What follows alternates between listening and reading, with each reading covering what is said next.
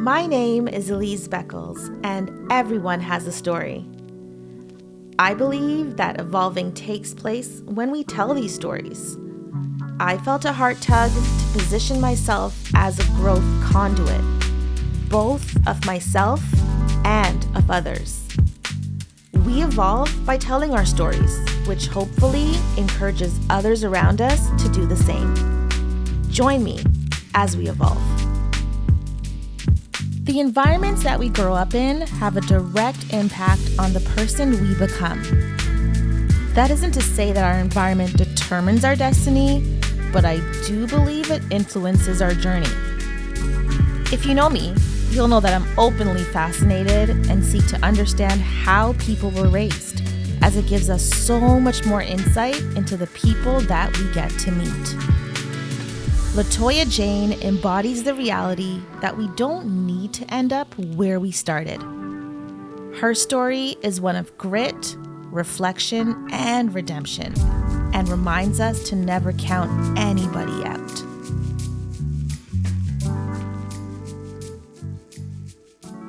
Ms. Latoya Jane, I couldn't be more excited to be sitting with you here today. Welcome. Thank you. It's really good to have you. Thank you. Good. And Latoya, I met you just this past year. There was an event in Toronto. We can't really release all the details, but a songwriters workshop that happened. Mm-hmm. And I just want to share how I observed you, because it's always different lens of how people know and come to understand you a little bit better. So I remember being there with a team, recording the event and kind of capturing some of the moments, no pun intended. And I observed you were on time. That was number one. You were on time to this event. You were, sitting alone. I observed there was some fly fashion taking place, FYI. And I was like, okay, who's this girl? But still didn't know who you were, right? So it was just fascinating for us to have a quick chit chat with you and get to know more about you. And that's why we had to have you on today's episode. So thank you again. You're welcome. All right. So what's changed? What's new since we've last met? Wow. So I'm not sure if it was the day when I was wearing the big jacket or... It was sort of like a beige, outfit. Beautiful. Like it was a little bit of a nude inspired outfit. Yeah. So what's changed? What changed was there was a baby under that outfit. Okay. So you're a mommy again. I am. Yeah. Talk to us about that journey. Congrats. So at the time, I didn't really reveal my pregnancy yet because it was early. And then also I was like starting a huge project where you met me. So I just wanted to make sure that went smooth and everything. But I did just have a baby 25 years after having my first child. Okay. So we were chatting before and you said people are calling you crazy to have an entire 25-year-old son. Yes? And now to have a newborn son. What led to that? How has your life become in a place where now you would want to be a mom again? Mm-hmm. Walk us through that. I basically I just wanted to always do it the right way, which was bringing my child out of love, bringing my child out of like in wedlock, like being married. And right when I got married, I actually just conceived. So it was actually a real dream of mine. And it happened at an age that I didn't expect it to because it took so long. But I'm just really blessed and thankful that I have my next son. Okay, and I've seen him and he's absolutely beautiful. Thank you. No fluff around that. Absolutely a beautiful baby boy. So what a blessing. And I want you to expand a little bit more in terms of the whole at an age when you did not expect, doing it within, a certain environment that you wanted for your future family. There's a lot of women who face pressure, I would say, at a certain age, or if, maybe they are trying to have a child and biology is not always on their side. What do you have to say about something like that? Because I know it's a huge thing. It's almost they're shy to talk about it, but it's kind of an insecurity for a lot of women. So how did you navigate I was that? trying for a while, like in the sense of like about a year and a half.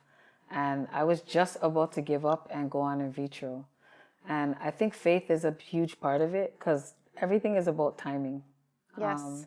I used to want another child like shortly after I had my first one, and God was like, no, when I look back. Like, it was not the right time. It was not, nothing was right about then to do it. But like right now, like, I feel like this baby brought me a lot of peace and healing. And it's just, I can't even really describe it, but there's like a whole new demeanor on me. Some people say I'm glowing, but like I'm just really, really absolutely happy with this baby. Like I've never experienced this happiness in my life, how I am with this baby. And I'm just blessed because there's certain complications that I had being pregnant.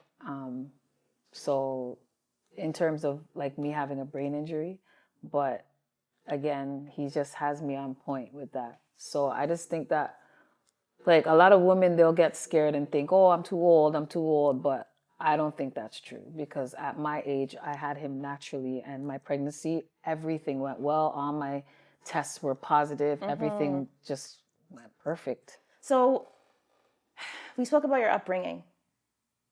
Where does Latoya Jane come from? So I'm originally I come from a lot of places. Like I've lived in a lot of places in Metro Housing in Toronto. So Orpington, Pitfield, Chalk Farm. But mainly where I grew up was Jamestown and Jane and Finch. Okay. Which is kind of controversial, but that's where I grew up. That's where everybody knows me from the streets. Okay. So Jane and Finch, for those who don't live where we live here in Toronto, what is Jane and Finch? Jane and Finch is the baddest area in Canada. There's a lot of oppression, a lot of poverty. Basically, it was like designed for failure because you're just stuck in this little place and they throw all these little cheap restaurants and cheap malls and cheap things to keep you there. And it's just a trap, but you don't know that when you're young. So I never left Jane and Finch until I was like older. And I remember when I first moved to Scarborough, I was like mad because there was no cheap combos. Like in Jane and Finch, you could get a cheap meal for like $4. Okay. In Scarborough, you can't. And I was cheesed. And it's like, I didn't realize that was just a trap though, like what they did to keep us there. So, you know, it made me who I am. But when I look back, like the journey that I had to have to get to where I am, it didn't really have to be so rocky. Like I went to 16 different schools. I was suspended 26 times and I was expelled 4 times. And that's not really normal. And if I was in another jurisdiction, another area, like it wouldn't have never happened like that. I would have went to one school, yes, middle school, and then high school, and then go off, you know? Yes. Okay, so is there even one thing you could identify that led, because school for a child, it is a very important part of their life, right? You're in school majority of the day for most of your childhood year, actually all of your childhood years. So what was happening at that time that was leading to suspensions, expulsions? So my father was in prison, and when my father went to prison, it was known of what happened. My father had kidnapped my mom, and he asked for a ransom, and he asked for us to be there as well. They brought us on the news, so like it was a known thing back then. Wow. And the schools knew, and the schools knew that my mom was bringing us up alone, and especially those times, teachers weren't so understanding and relatable, and they were kind of more racist and stuff, and never really understood the Black culture, and they didn't deal with things properly. Like they weren't kind to my mom. And my mom, she wasn't the best at communicating, expressing herself either, dealing with all of that. So their easiest thing was to like just shove us. So me and my brother was double what I went through. Like he went to double schools, double suspensions and expulsions. And I even remember being provoked. Like I even remember my principal kicking me, you know, so that I could like start. And then that plus my low self-esteem, it just made me an animal by the time I was in my teens to start leading a gang. Ooh, so you're describing, that's giving me chills because you're describing yourself as an animal. Explain that, please. So like I started to fight and I gained a skill at it and they called me Creature. They named me Creature because of it. And it's weird because I did become what the name was. It was an animal. And I remember I wouldn't even comb my hair. Like I always had nice hair, but I would just braid it in two or put on a hat and just walk the streets and just, I'd rather be glorified by the streets at the time because the schools were like turning my family off of me. And like, it was just making me have low self-esteem and not able to express myself in the right way. So when the streets glorified me for that, I just got worse and worse. And then, you know the saying, if you can't hear, you must feel. I ended up in the place where, you know, that place will give you discipline if you're not listening in school or at home. So walk us through that. What was that experience like? Prison? Yeah. I was telling my mentor about it. She was crying yesterday. I'm just like, I'm over it. Like, she's like, she can't believe some of the stuff I went through. But let's just say, as I told her, for the way how I was and the verge that I was on, I feel that I had to go through that experience in order to change. Because when I tell you that guards beat me, they dislocated my arm. I was in the hole for 3 months. I had probably only had like, I don't know, 12 showers out of that whole stay. I was made out to be like this girl. Like, it wasn't even that serious why I was in the hole, why I was placed in there. I was the only female. I was in there. I was told I was in there longer than Carla Homolka because it was the same jail.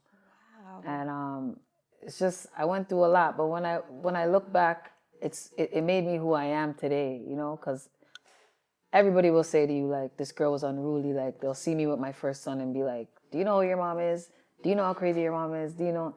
And like, even that, like, I used to adapt to that name and that term so much before, but now I just, because words are so strong, like, even being led by a named creature, it turned me into an animal and it made me a creature. Like,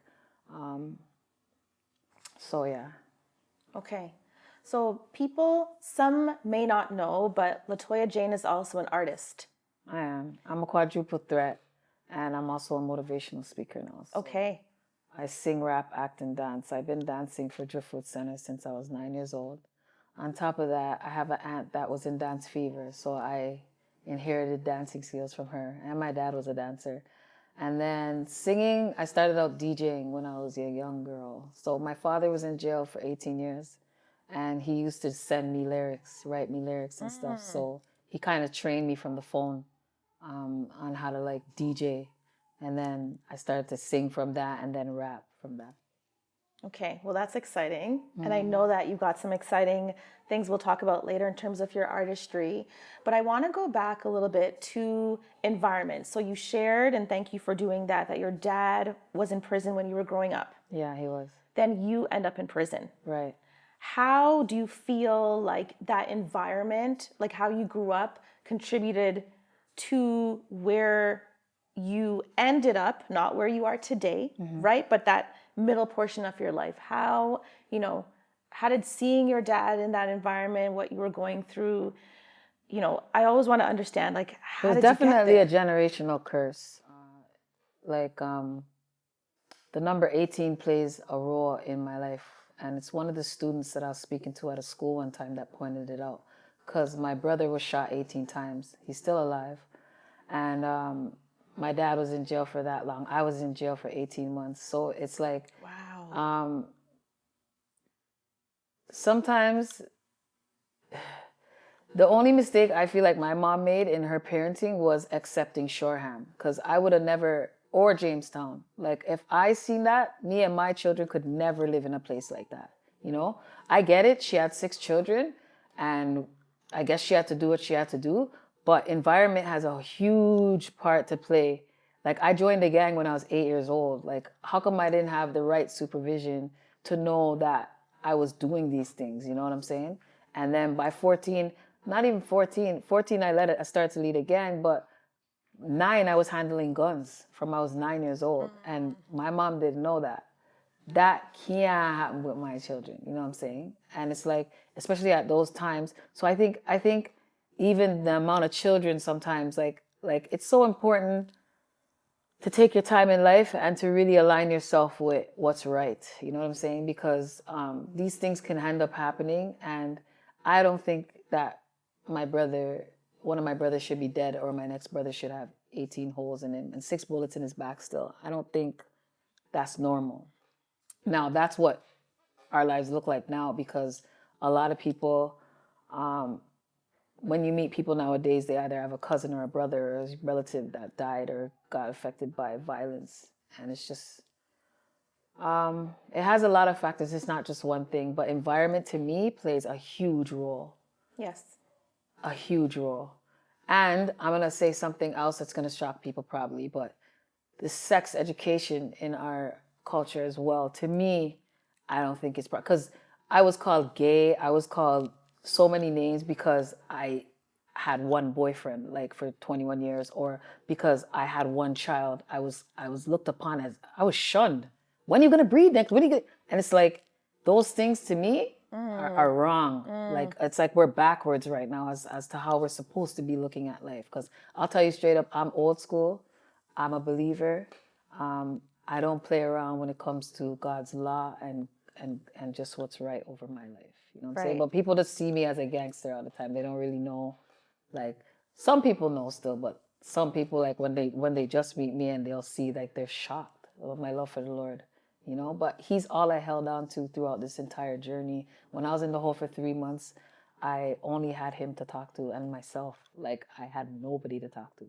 And aside from starting to build my skills back then, because that's when I started to perform for the guys in jail in the hole, and I started putting on talent shows in jail and stuff. It was just, I had him. I always had him. He never let me down, because why?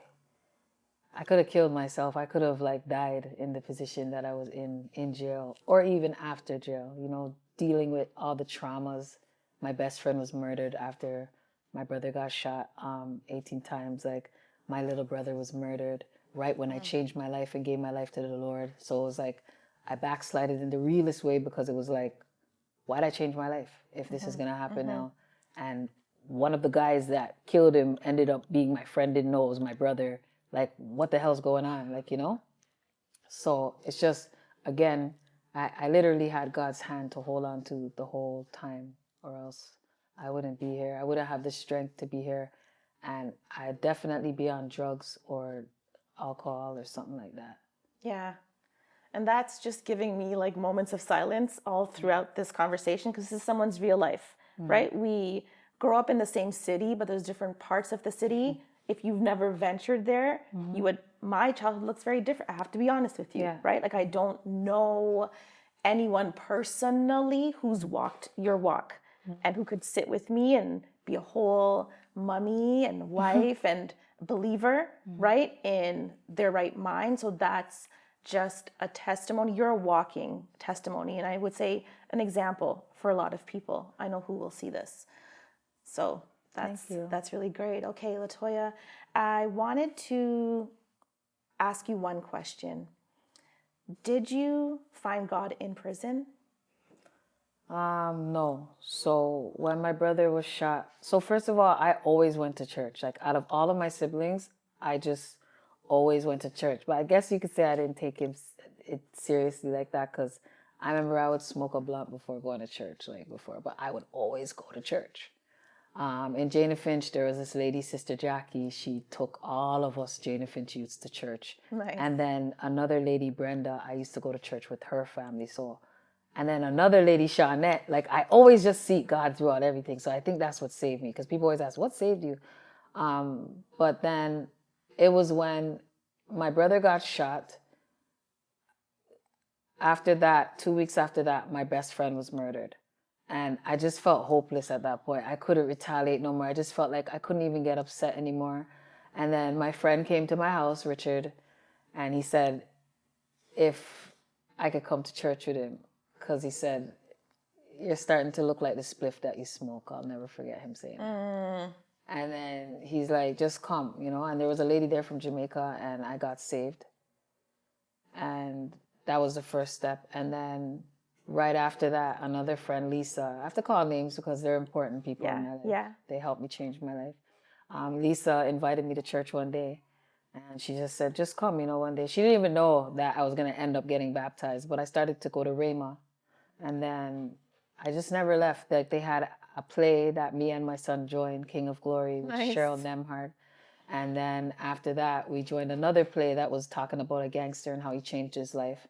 And it was kind of my testimony. So, and I had lead roles in each of them. So it made me stick to church. And then these people, they just loved me without knowing who I was. Because at first I felt uncomfortable. I felt like my hands were dirty. I was dirty. And how come they're touching me and welcoming me here? And it was just a different kind of experience for me. But I never left. And it helped shape me a lot. It helped teach me things. I'm not perfect, but I've grown to be a different person, having God exercised in my life the way how he, and to be honest, like, they're just knowing my story right now. Like, they never knew nothing, and that's what I liked about them. The fact that they never expected anything. They were just always there to guide. Yeah. Okay. And thank you for sharing that. No problem. And I think it's really important that we know, sometimes that's what it's about, right? You don't have to know every single thing about person to express love. And that's what I think draws people into certain environments. When it's like, whoa, I feel really loved here. I don't have to know, we didn't know all we know about you right now, right? But for you to have been welcomed into an environment that I would say sometimes stereotypically it's judgmental. Most people don't want to be in an environment like that one because it's like, wow, you're going to be watching every single thing I do and look down on me. So to hear that, it blesses me because there are still institutions and places that have the open arm and the no judge zone policy. So Latoya Jane, the artist. Let's talk about that because that is very exciting. A lot of things on the very brink horizon that's taking place.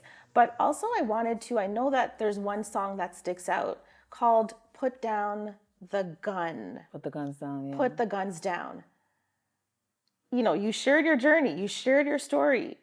That song happened in recent years. So where did that message come from? Where did it reoccur for you? I actually wrote that song years back.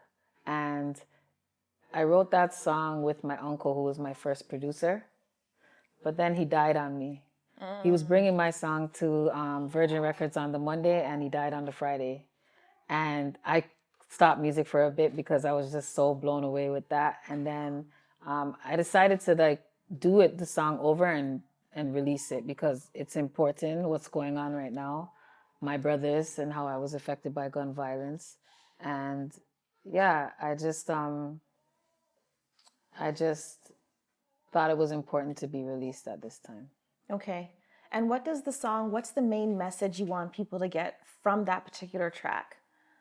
Yeah, that, like, what it says. Like, if you listen to the lyrics, I'm saying to them, like, I'm not giving you no hugs at funerals no more. I don't want, stop crying and then doing the same thing. Like, it's just weird. It's not like your average put the guns down song. It's just saying, like, your brethren's dead. What happens next? Like, you're going to really go and retaliate? Like, this is not going to stop type of thing, you know? Yeah. So it's almost like you're saying, let's break the cycle. Yeah, that's exactly what I'm saying. Yeah. Okay.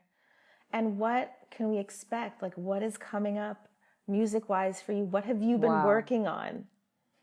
Wow. So I have a lot coming out right now. Like, this entire time, the entire pregnancy I was recording, but people don't know that. I didn't really show it.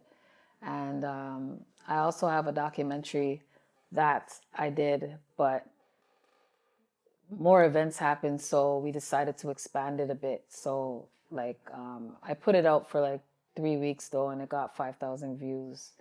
And a lot of people worldwide watched it. And I'm gonna expand that. I'm writing a book. My music, I'm actually signing to a label today after I leave from here. Okay, ooh, exciting. So, I've been doing some huge collabs with award-winning artists, and big artists have been reaching out to me, and it's weird because like I kind of paused music for a bit. I had to deal with like certain things, and it's like people are still keeping their eye on me. So I'm happy about that.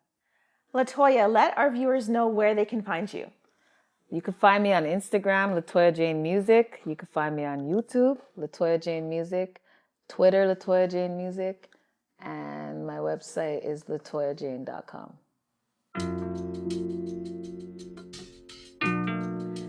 Latoya, we have come to my almost favorite part of our segments, and it's called Rapid Fire. So Rapid Fire just means I'm going to give you a couple of thought starters, and you can finish them however you feel most impressed to do, okay? All right. So we'll start off with motherhood is? Motherhood is being clean enough to lead my children the right way, on the right path, and being the perfect example for them to follow. That's great. Okay. Growth is? Growth is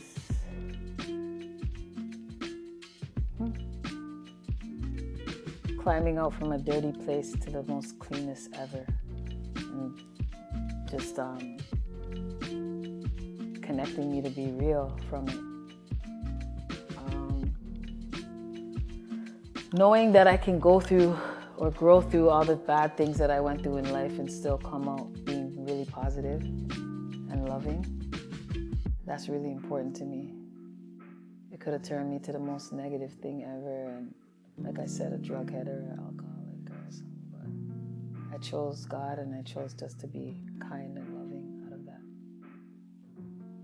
And finally, faith means? Faith means God. Faith is just me connecting to Him, and then Him connecting me as a vessel to everything else. So that's just basically it. Thank you, Miss Latoya Jane. It's been an absolute treat to chat with you today. No problem. Thank you for having me. The old saying, don't judge a book by its cover, couldn't be more true. What we see isn't always what we get, and that's okay too. Perhaps we've been conditioned to come to certain conclusions about people when there is so much more to them than meets the eye. Latoya is everything you would think she is and isn't, all at the same time. I was wowed and humbled by our conversation. A mother, a wife, an artist. From locked up to liberated. From being put in the hole to becoming whole. Thank you so much, Latoya Jane, for sharing your story with us.